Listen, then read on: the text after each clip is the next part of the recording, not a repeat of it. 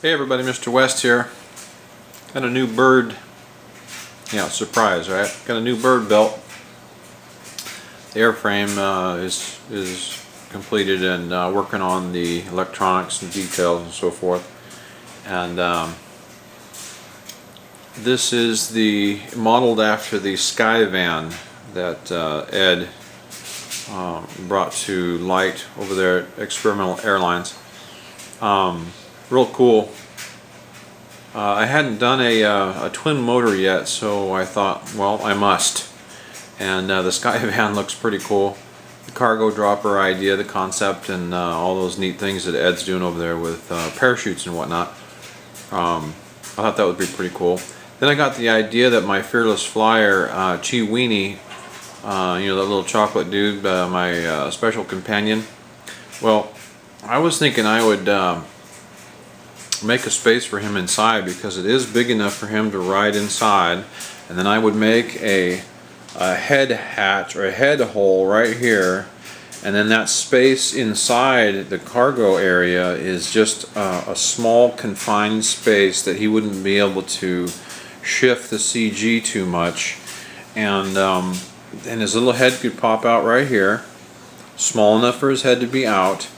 And maybe I have to get him some goggles. I know they make doggles with a D, doggles for sport active dogs.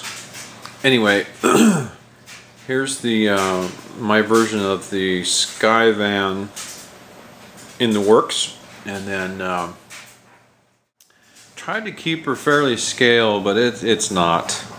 I was noticing the SkyVan's got itty bitty horizontal and vertical stabilizers, really small to scale in appearance. In fact, here's an actual scale I pulled off the internet, SkyVan images.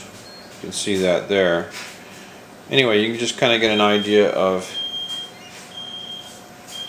how itty bitty this tail section is, how fat the fuselage is, how tiny in comparison the verticals are, and anyway, just in general, it looks a little bit goofy, and I did not completely capture that.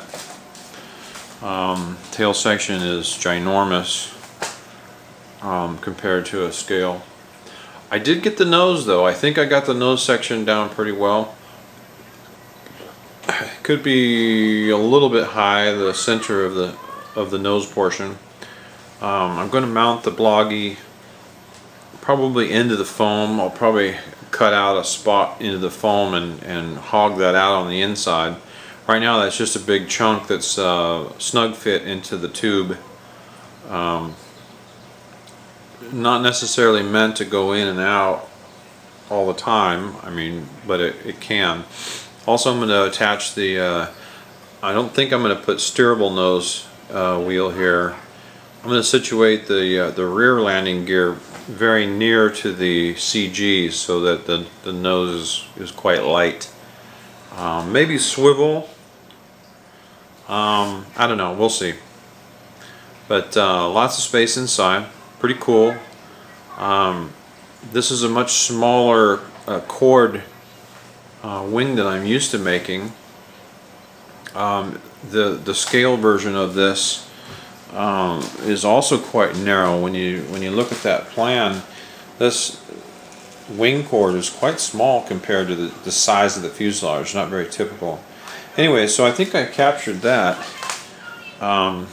This cord here is about 7 3/4 of foil, and then 2 inches of control surface there. I'll put in some inboard flaps. I'll cut those in and run the full the full deal here. Flaps, ailerons, and elevator, no rudder. And Ed used a mixer on the motors, left, right. So for rudder or yaw function, he used a mixer on the motors. Pretty cool, I thought. Not sure how that will work out. I got a link to the actual unit that I use. I'll probably hit him up for some more details on how to wire it. But to put a cowl or not to put a cowl on the motor, that is the question. That one's kind of a quick mock-up. I notched out a piece of the same tubing that's here on the DT1. And does that look better or does it not look better? And I think it looks kind of cool. If it was a little smaller and a little narrower, that might be better. I'll see if I can find a smaller tube. But then it's got to fit around all of the nifty speed control. It's got to fit around all of that business. And I think I like it there too. I like the speed controller out there in the prop wash. Getting tons of cooling out there. Okay, so enough about that. Thanks for watching, and West out.